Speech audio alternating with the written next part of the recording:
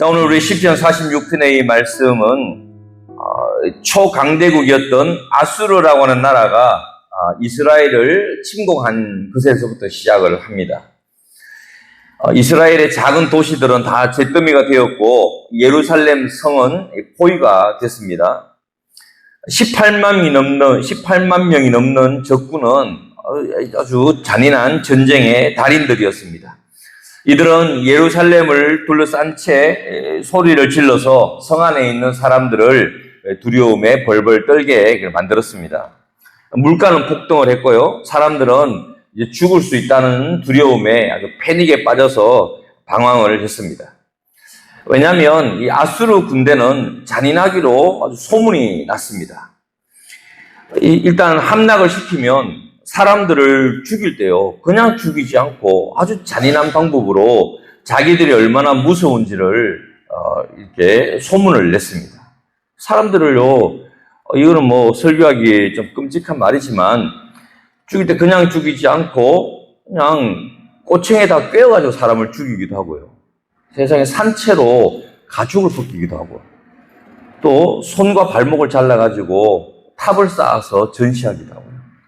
이 아주 이 아수르라는 나라가 잔인하기 짝이 없는 그런 나라였습니다. 그러니까 그런 나라가 와서 둘러싸고 있으니 이제 빠져나갈 길도 없습니다. 얼마나 사람들이 두려워하고 공포에 빠졌는지 우리는 상상할 수 있습니다.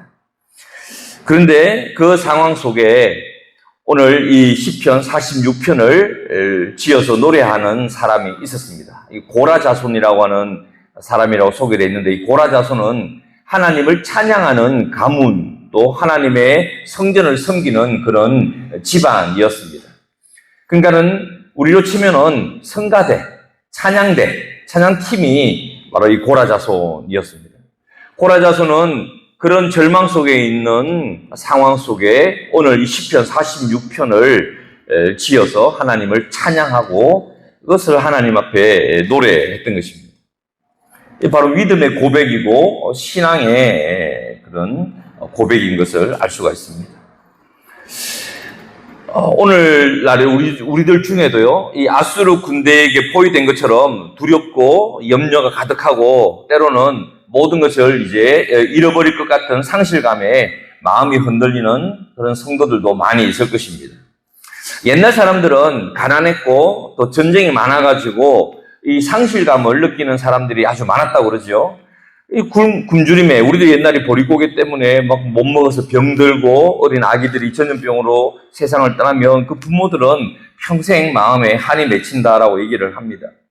상실감이 크죠.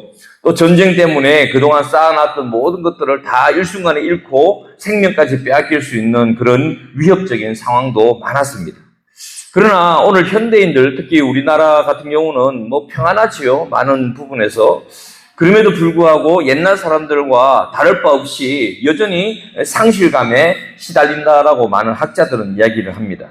또 왜 그런가?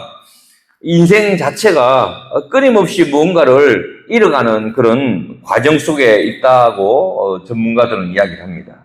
세월이 지나가면서 뭔가 자꾸 마음속에서 뭔가 조금씩 새어나간다라고 하는 거죠.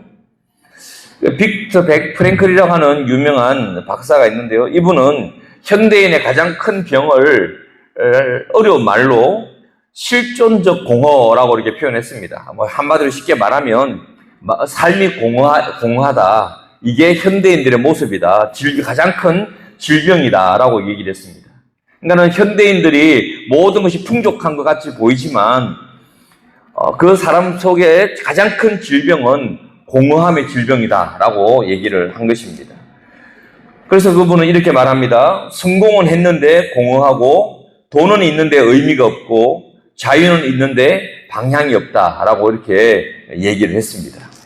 다시 말하면 무서운 적에게 둘러싸여 공포에 질려 있는 이 예루살렘 성 사람들이 느끼는 두려움과 공포와 이 상실감, 이 죽음에 대한 두려움을 오늘에 이 살고 있는 한국에 있는 우리나라 사람들도 형태는 다르지만 다 비슷하게 느낀다는 거예요. 둘러싸여져 있는 것 같고, 이제 곧 죽을 것 같고, 다 잃을 것 같고, 내가 지금까지 해온 게 무슨 의미가 있나 싶고, 그래서 마음이 우울해지고 공허해지고 절망에 빠지고, 이게 이 적들에게 둘러싸여서 오늘 죽을까 내일 죽을까 두려워하는 이 예루살렘 성 사람들과 크게 보면은 다를 바가 없더라라고 하는 것을 이야기를 하는 것입니다.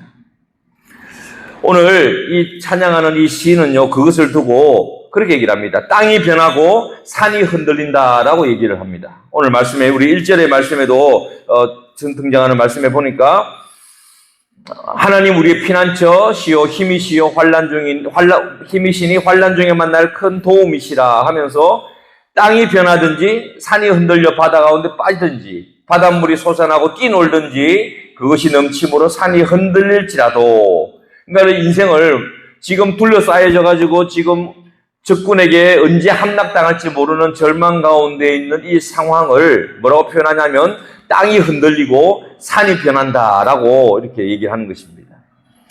자, 우리는 산이라고 하는 것은 가장 굳건한 그런 존재죠. 땅은 단단한 것입니다. 흔들릴 수가 없죠.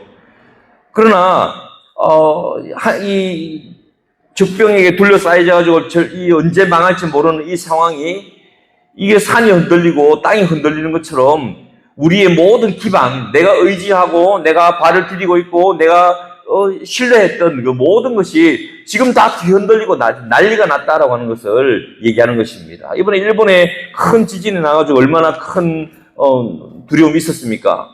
땅이 흔들리면 사람들은 모든 안정감을 잃을 수밖에 없지요. 더더구나 여기서 말하는 산과 땅은 결코 흔들릴 수 없는 내 발판, 내가 딱 디디고 서서 나를 지켜줄 공간, 그것을 의미하는데, 이게 지금 상황이 보니까 이게 막 뒤흔들려 버리는 그런 절망의 상태가 되는 것입니다. 자, 여기서 이제 많은 것들이 일어나는 것이죠. 땅이 변하고 산이 흔들리는 그런 표현들이 지금 시인은 얘기합니다. 오늘 본문에서도요, 흔들린다라고 하는 표현을 4번이나 반복해서 사용을 합니다. 그러나 성경은 오늘 우리에게 말씀합니다. 땅이 변하고 산이 흔들려도 이 시인은 얘기해요. 우리는 두려워하지 않을 것이다. 바꿔 말하면 지금 강한 아수르 군대가 우리 성벽을 둘러싸고 우리가 오늘 죽을지 내일 멸망당할지 모르는 상황이지만 우리는 두려워하지 아니한다라고 얘기를 해요. 왜냐하면 하나님이 우리와 함께 하시기 때문이다라고 그는 노래하고 있는 것입니다. 하나님이 우리의 피난처이시고 하나님이 우리의 힘이 되어주시고 하나님이 환난 중에 만날 나의 큰 도우심이기 때문에 우리는 두려워하지 않는다라고 이렇게 이야기를 하는 것입니다. 아까 말씀드렸던 현대인이 가지고 있는 가장 큰 두려움은 상실감이라고 이야기를 합니다. 내 힘으로는 어찌할 수 없는 아수르 군대에 포위당한 상태에 이 모든 모습이 지금 나의 모습이라고 우리가 생각한다면요, 이 포위당한 인생에 잃어버린 많은 것들을 이제 우리가 어떻게 되찾고 회복할 것인가를 오늘 말씀을 통해서 우리는 답을 얻게 됩니다. 자, 우리가 최선을 다했는데도 경쟁에 밀려서 패배의 두려움, 패배의 상실감이 마음을 짓누르는 사람들이 있지요. 해대에도 끝없는 내 인생을 갉아먹는 것 같은 이 삶의 무게들이요, 언제나 우리 인생을 꽉 짓누르는 것들을 많이 봅니다. 그러나 오늘 말씀은 여기에서 우리에게 분명한 해답을 줍니다. 첫 번째는요, 하나님께서 함께 하시는 것을 믿을 때 흔들리지 않는 인생이 된다라고 우리에게 말씀을 합니다. 하나님이 함께 하신다라는 말씀을 뭐라고 합니까? 임마누엘이라고 그러죠. 교회 와서 우리가 많이 들어보는 말 중에 하나가 임마누엘, 하나님 많이 듣습니다. 이 임마누엘이 뭐냐면 하나님이 나와 함께 하신다라는 뜻입니다. 이거는요, 그냥 교회 와가지고 우리가 몇 가지 배우는 단어들이 있죠. 아멘도 배우고 임마누엘, 할렐루야 이런 것들 배우는데, 여기 나오는 이 단어들은 사실은 다 우리의 신앙의 고백이기 때문에 굉장히 중요한 단어들이죠. 그 중에서 임마누엘의 뜻은 바로 하나님이 나와 함께 하신다. 그래서 매일매일 우리가 고백할 때 임마누엘 하나님 감사합니다. 그 뜻은 뭐냐면 하나님이 나와 늘 함께 해주셔서 감사합니다. 그럼 하나님이 나와 함께 해주시면 우리에게는 어떤 일이 생기느냐? 오늘 시인이 말합니다. 하나님이 우리와 함께 하심으로 적의 18만 명이 둘러싼 압수르 군대가 나를 둘러싸고 있어도 나는 오히려 편안하다. 시편 말씀에 시편에 다윗의 고백에도 그런 고백이 나오지요. 시편 27편에 다윗이 말하기를 이렇게 말합니다. 여호와는 나의 빛이요 나의 구원이시니 내가 누구를 두려워하리요? 여호와는 내 생명의 능력이시니 내가 누구를 무서워하리요? 나의 대적 나의 원수된 행악자가 내 살을 먹으러 왔다가 실족하여 넘어졌도다 하면서 말하기를 천만인이 나를 둘러싼다 할지라도 나는 오히려 안연하리로다. 10,000,000명이 나를 둘러싸는데 어떻게 마음이 평안할 수 있습니까? 그것은 여호와께서 나와 함께 하셔서 나의 빛이 되어주시고 나의 능력이 되어주시기 때문이다라고 다윗도 고백했습니다. 오늘 이 고라자손도 뭐라고 말합니까? 지금 18만 명이 우리 성을 둘러싸가지고 오늘 멸망해도 내일 멸망해도 이상하지 않을 이 힘든 상황에 이 사람은 고백하기를 하나님께서 나의 피난처 되시고 나의 힘 되시고 나의 능력 되시니 나는 오히려 우리는 마음이 편안하다라고 고백을 하는 것입니다. 성도 여러분, 이 임마누엘 하나님이 나와 함께 하신다. 오늘 하나님께 나와 동행해 주신다. 지금 나의 오른손을 붙들고 계신다라고 하는 이 믿음의 고백을 가지고 그것을 느끼며 사는 사람들은 내가 지금 아무리 절망적인 상황에 둘러싸여 있어도 평안할 수 있고 감사할 수 있고 하나님께 영광 올려드릴 수 있다는 사실을 믿으시기를 주의 이름으로 축원합니다. 그럼 예수 믿는 사람의 가장 큰 축복은요, 하나님이 지금 나와 함께 하신다. 내 공간에, 내 삶의 현장에 함께 하신다라는 믿음을 갖는 것이 너무너무 중요합니다. 하나님이 나와 함께 하시고, 나를 깨닫게 하시고, 나의 주인 되시고, 이것을 깨닫고 살 때에 우리는 모든 것을 다 맡길 수 있는 것입니다. 닐 앤더슨이라고 하는 목사님이 쓴 책에 보면 한 여자 집사님과 상담하는 장면이 나옵니다. 이 여자 집사님이 너무너무 큰 우울증으로 차라리 죽고 싶다라는 마음을 가지고 목사님에게 상담을 하러 왔습니다. 근데 이야기를 가만히 들어보니까 이 여자 집사님은 왜 우울증에 빠졌는가 보니까 이렇게 얘기를 하는 거예요. 자기는 큰 욕심도 없고 큰 야망도 없는 그냥 그냥 가정주부이다라고 이렇게 얘기를 하면서 나는 아주 큰 욕심이 없습니다. 작은 소망이 하나 있을 뿐인데 하나님은 남들보다 작은 소망 하나도 이루어주시지 않으시고 다 뺏어가는 것 같아가지고 내가 너무 속이 상하고 그래서 하나님이 원망스럽고 내가 지금 우울증에 빠져있다라고 그렇게 얘기를 한 거예요. 그럼 목사님이 그 작은 소망이 뭐냐라고 물어보니까 그 집사님이 그렇게 얘기를 하는 것입니다. 자기는 그냥 부자가 되는 것도 바라지 않고 자식들이 아주 크게 성공하는 것도 바라지 않고 그냥 우리 가정이 소소하게 행복한 가정이 꾸려지는 것, 그러니까 소소한 행복만 있어도 되겠다. 그래서 자기의 꿈은요, 큰 꿈이 아니고 하나님 우리 가정 그냥 평안하게 그냥 감사하게 그냥 행복한 가정이 되게 하나님 축복해 주시옵소서 이 기도만 했다는 거예요. 그런데 그 행복한 가정을 꾸리는데 그게 잘 안 되는 거예요. 아니 남편은 아무리 핏대를 세워서 우리가 행복한 가정을 꾸려야 된다고 이렇게 해야 된다고 저렇게 말을 해도요, 남편은 그냥 귓등으로 자기 말을 안 듣는다는 거예요. 자녀들도 행복한 가정을 위해서 엄마가 해야 될 것들을 아무리 가르쳐도 그 자녀들은 엄마의 말을 들은 척도 하지 않습니다.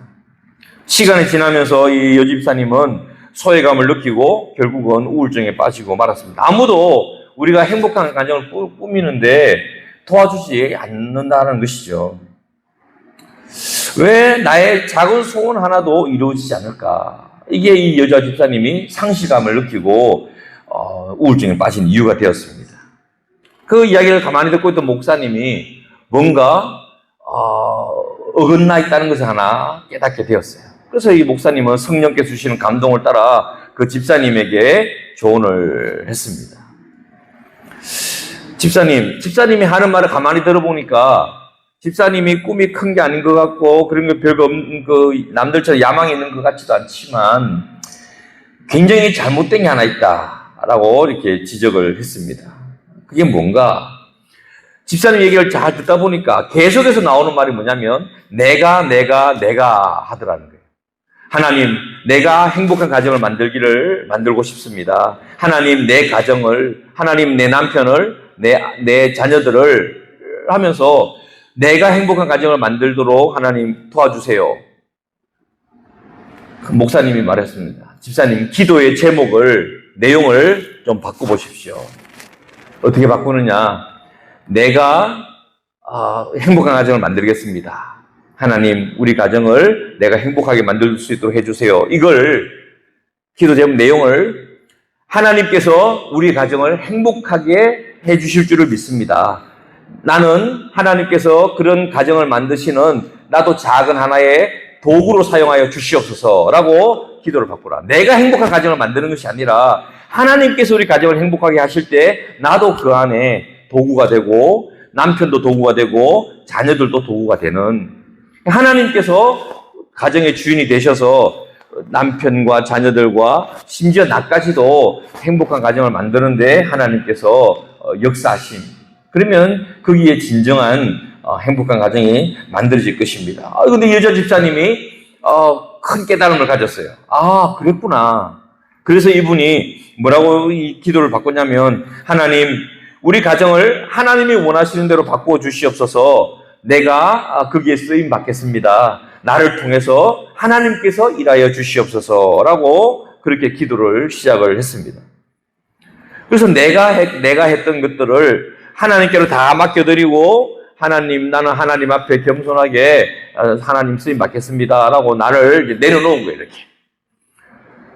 그러자 시간이 지나면서 점점 변화되기 시작하는데, 남편이, 그 가정을 멀리했던 남편이 회복이 되기 시작하고, 심지어 자녀들도 태도가 변하기 시작을 해서 그 여자 집사님이 이루고자 했던 행복한 가정이 점점 만들어지고, 그것을 나와서 간증할 수 있을 정도로 아주 축복된 가정이 되었다라고 하는 것을 이렇게 책에다 기록을 하고 있습니다.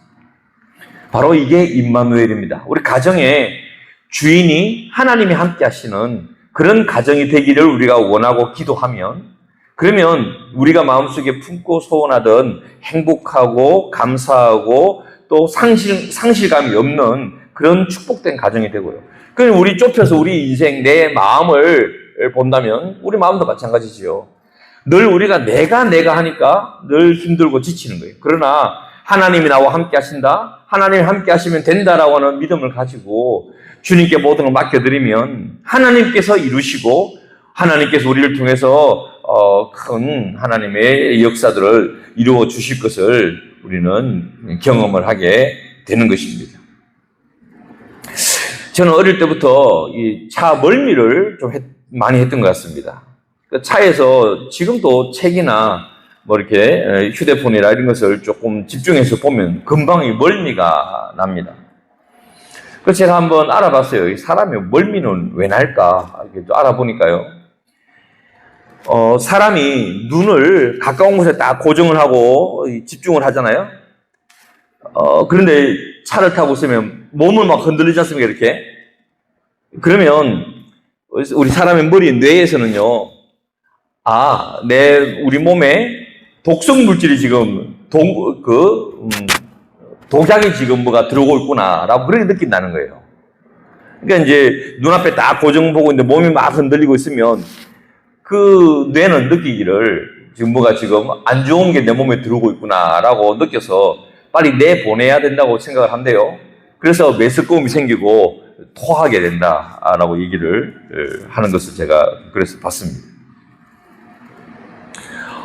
그러니까 멀미를 하지 않으려면 눈앞에 가까이 있는 것을 보고 있으면 안 되는 거죠.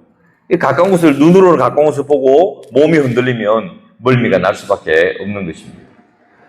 그냥 이게 보는 것과 몸이 흔들리는 것이 차이가 나는 것만큼 사람 몸은 멀미를 느낄 수 있는 것이죠.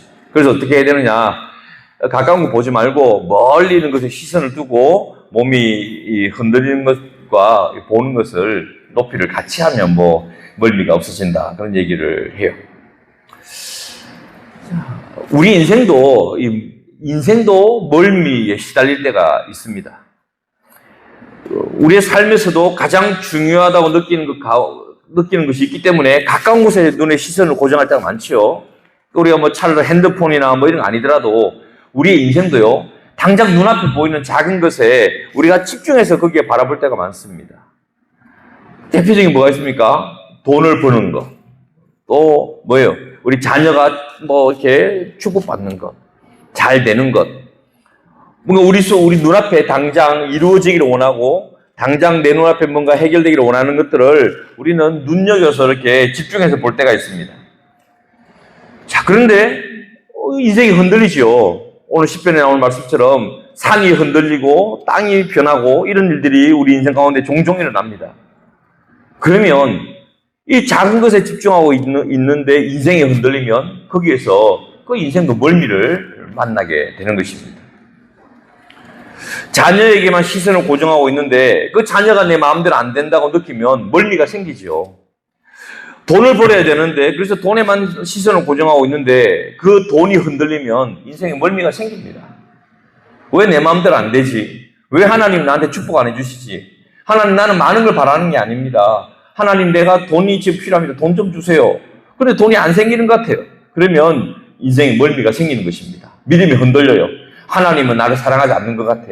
믿음에 멀미가 생기는 것이죠. 하나님 나를 버리신 것 같고 성경 말씀에는 하나님은 나를 사랑하시다 말씀하시는데 아니 왜 하나님께서는 내 눈앞에 내가 원하는 돈을 주시지 않는 거야? 왜 자녀들 내 마음대로 안 되는 거야? 왜 가정이 내 마음대로 안 되는 거야? 왜 사업하는 것이 내 마음대로 안 되는 거야? 이렇게 우리는 탓을 하게 되고 그러면 거기서 믿음이 흔들려요.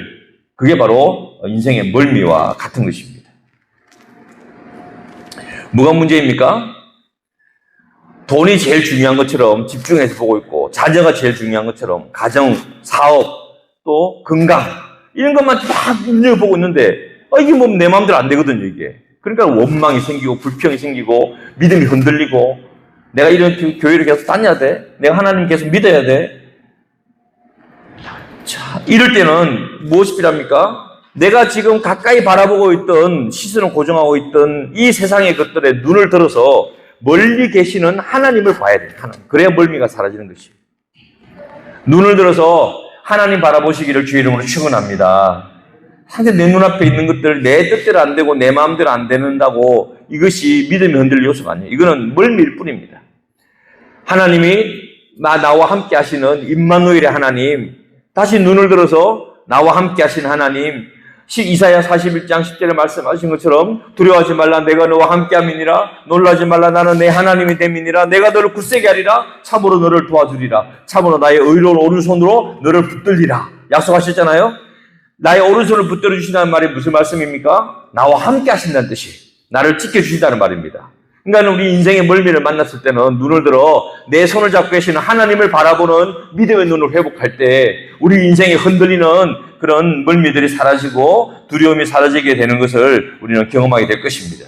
오늘 4절의 말씀에 보니까 이렇게 말씀합니다.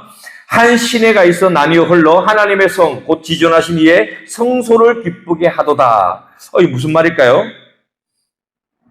지금 난리가 났습니다. 지금 밖에서는요 태풍 치고요 지금 지진 나가지고 땅 흔들리고 난리가 났어요. 사람들은 공포에 빠지고 두려워서 지금 엉망이 되어버렸습니다. 지금 18만 명이 넘는 아수르 군대가 밖에서 그냥 괭다리 치면서 막 소리 지르면서 이제 너희들은 다 죽었다. 너희들 죽으면 꼬챙이에 꿰어 죽일 거야. 손발 잘라버릴 거야. 이런 두려운 적병들이 둘러싸고 있어서 지금 온통 두려움에 사로잡혀 있는 이들에게 오늘 이 고라자서는 하나님의 감동을 통해서 우리에게 말씀합니다. 한 시내가 있어 나뉘어 흘러 하나님의 성 곧 지존하신 이의 성소를 기쁘게 하도다. 마치 이거는 무슨 뜻이냐면요. 지금 밖에서는 폭풍 치고 지금 나무까지 꺾이고 땅 흔들리고 난리가 났는데 지금 하나님의 성소 이 예루살렘 안에는 하나님의 은혜의 평안함의 강이 조용히 흐르고 있고 그 안에 하나님이 주시는 기쁨과 하나님의 평안함이 우리 속에 넘치게 된다라고 지금 노래하고 있는 것이에요. 이 말의 의미는 무슨 뜻일까요?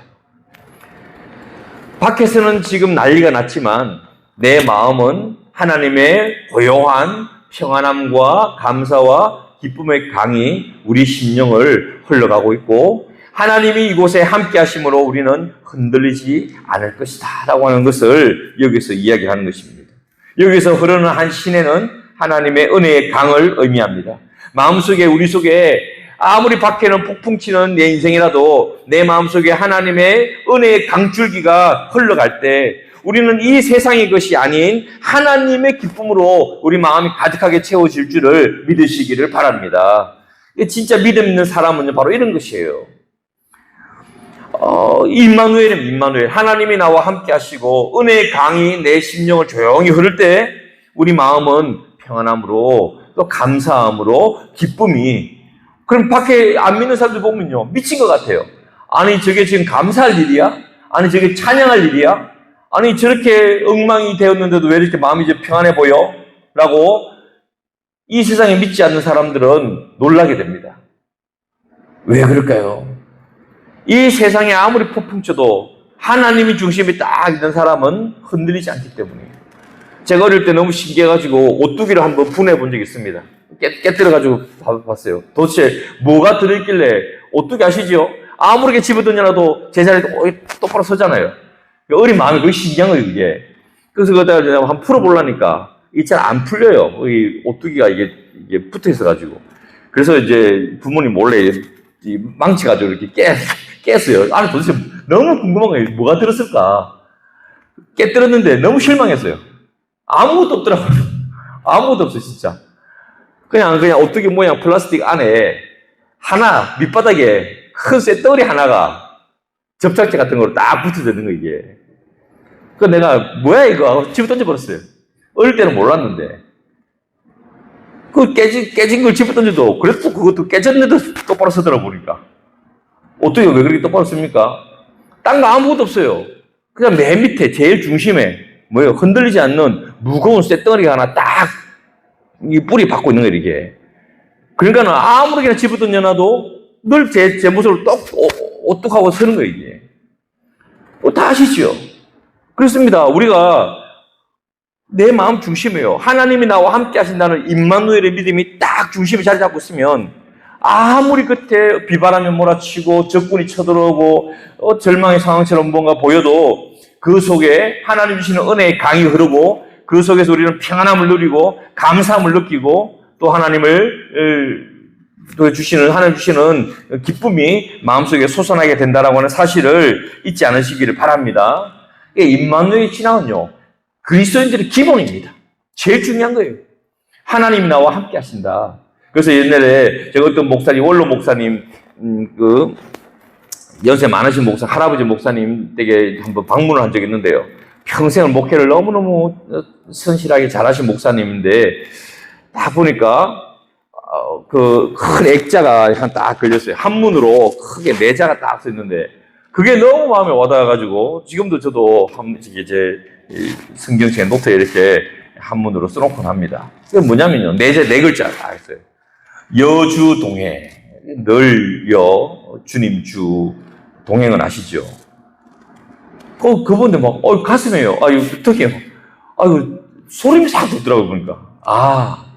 그 힘든 시기를 목회했던 이 목사님들이 그렇게 목회를 했던, 붙들었던 하나가 있다면, 바로 여주동행. 그걸 풀면 뭐냐면요. 하나님이 늘 함께 하신다. 임마누엘. 성도 여러분, 우리 석도교회도 여주동행하는 교회가 되기를 주 이름으로 축원합니다. 늘 임마누엘, 우리 성도님들 늘 여주동행하셔야 돼요. 늘 하나님이 나와 함께 하신다는 믿음으로 살아야 돼요.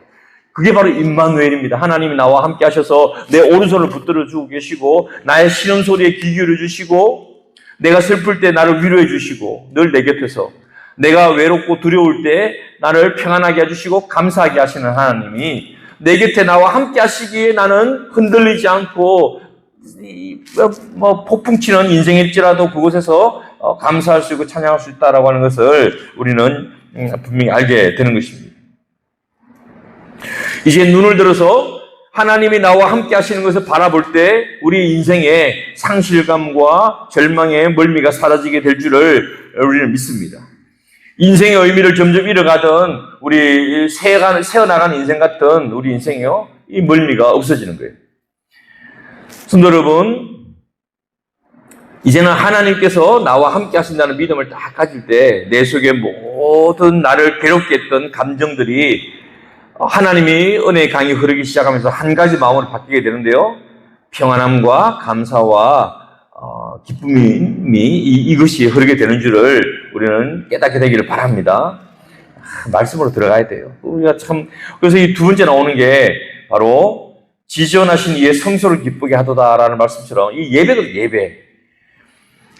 성도 여러분, 이 세상에 폭풍 찌는 험악한 날일지라도요, 하나님께 예배를 잘 드리면 그 인생은 참으로 하나님 주시는 평안함과 축복이 넘치는 인생이 되는 줄을 믿으시기를 바랍니다. 예배가 주일날 하루 딱 나와가지고 예배 드리는, 이거 굉장히 귀합니다. 굉장히 귀한 일이지만 이것만을 말하는 것은 아닙니다. 하나님께서 이렇게 말씀하신 음성을 매일 듣는 거예요. 내 아들아, 혹은 내 딸들아, 이 폭풍 찌는 세상에서 예배를 통해서 나의 평안의 가로 나오라. 내가 너에게 주는 그 생수의 강으로 이 시간에 나오라. 라고 하나님 나를 초청하시는 것이 바로 예배입니다. 예배는요, 우리가 오늘 초청장을 받아서 하나님께 나온 거예요. 하나님께서 오늘 이 자리에 우리 이 예배 가운데 하나님의 성소에서 나온 은혜의 강이 쭉 흘러서 우리 성도들의 심령을 다 적시면요, 일주일 동안 내 인생에 괴롭고 외롭고 상실감, 우울증으로 괴로웠던 인생들이 나도 모르는 사이에 하나님이 주시는 평안함과 감사와 기쁨으로 인생이 회복되는, 치유되는 그런 복된 시간이 되는 줄을 믿으시기를 바랍니다. 그리고 우리 매일매일 하나님 앞에 우리는 예배 드리는 예배자가 돼야 돼요. 나 혼자 어떻게 예배를 드리란 말이지? 다른 거 아닙니다. 이 은혜의 강이 흐르는 곳은 바로 하나님의 말씀이 흐르는 곳이거든요. 근데 하루에 한 절이라도 하나님의 말씀을 내 입에 딱 담아두고 그 말씀을 계속 이 신명의 말씀대로 읊조리면서 하나님의 말씀을 마음속에 붙들고 기도해 보십시오. 여호와는 나의 목자시니 내가 부족함이 없으리로다. 이 한 절의 말씀을 내 마음속에 다 두고 하나님은 참 내 목자십니다. 하나님은 나와 함께 하셔서 내가 부족함이 없습니다. 하나님 푸른 초장으로 인도해 주실 것을 믿습니다. 멋진 예배입니다. 이게 예배예요. 예배가 하나님 앞에 큰 형식이 있어서가 아니고, 여러분들이 운전하면서 혹은 길을 가면서 버스 타고 가면서 하나님 앞에 말씀을 읊조리고 그 말씀을 붙들고 기도해 보십시오. 한 절의 기도. 이게 여러분들 하나님께서 여러분들 심령 가운데 함께 하시고 은혜를 흐르게 하시는 귀중한 통로가 되는 줄을 믿으시기를 바랍니다. 그러면 마음속에요, 그렇게 날뛰던 불안함과 두려움들이 그 하나님의 말씀을 엎드리는 그 작은 예배 가운데 소멸되는 것을 아마 느끼게 될 거예요. 하나님께서 이상하게 말할 수 없는 하늘의 기쁨으로 우리를 채우시는 것들을 경험하게 될 것입니다. 이런 경험이 있어야 예수를 믿죠. 이런 체험이 있어야 돼요. 목사님, 나는 왜 그런 체험이 없을까요? 안 하니까. 하나님의 말씀을 사모하여 묵상하고 내 속에 계속해서 기도로 읊조리는 하나님께 나아가십시오. 하나님을 인정하고 임마누엘 하나님을 믿으십시오. 하나님이 나와 함께 하시는구나.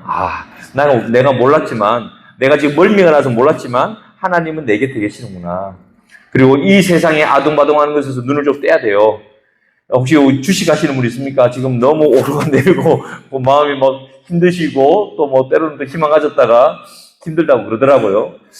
여러분들 주식이든 그게 재물이건 그게 건강이건 자녀의 문제이건 또 우리 자녀들 또 키울 때도 얼마나 힘듭니까? 그런 할 때 기본적으로 우리 속에 상실감들이 있어요. 그런데 그것들이 치유되는 것은 하나님이 나와 함께 하시는 것을 내가 임마누엘을 느끼고 경험할 때 가능한 것이고, 그리고 그렇게 하나님의 임마누엘을 내가 생생하게 경험하기 위해서는 예배가 있어야 되는데, 그 예배는 뭐냐? 말씀을 읊조리고 그걸 말씀 붙들고 기도하는 짧은 시간이라도 그것이 우리의 진정한 예배인 줄을 믿습니다. 또 주일날 와서는 하나님의 큰 은혜를 우리는 받아야 되는 것입니다. 말씀의 결론입니다. 지금 예루살렘은 무서운 적군에게 둘러싸여서 절망에 빠졌습니다. 그러나 오늘 하나님의 말씀은 하나님께서 함께 하시는 임마누엘의 신앙을 가진 자는 땅이 변하고 산이 흔들려도 흔들리지 않는다고 말씀을 합니다. 왜 그런가 보니까 그 중심에 하나님의 은혜의 강이 흐르고 평안함의 강이 흘러서 지켜주시기 때문입니다. 임마누엘의 신앙은 이 세상의 것에 초점을 맞추던 내 눈을 들어서 이제 나의 오른손을 붙들고 계시고 나와 동행하시는 하나님을 바라보는 믿음인 줄을 믿으시기를 바랍니다. 그러면 인생의 흔들림이 사라지는 거예요. 그러면 인생에 나를 두렵게 하고 절망케 하는 것들이, 감정들이 눈 녹듯이 멀미가 멎듯 싹 녹아내리고 상상하지 못했던 평안함과 하늘의 기쁨과 감사가 우리 심령에 넘치게 되는 줄을 믿으시기 바랍니다. 참으로 이 세상이 얼마나 흔들리는 세상이고 얼마나 폭풍치는 것 같은 인생인지 우리는 많이 경험합니다. 그러나 하나님이 나와 함께 하신다는 임마누엘의 신앙으로 주님의 손 딱 붙들고 하나님과 눈 맞추고 사는 우리 성도들은 흔들림 없이 하나님 주시는 평안함과 감사와 기쁨이 넘치게 될 줄을 믿으시길 다시 한번 주의 이름으로 축원합니다.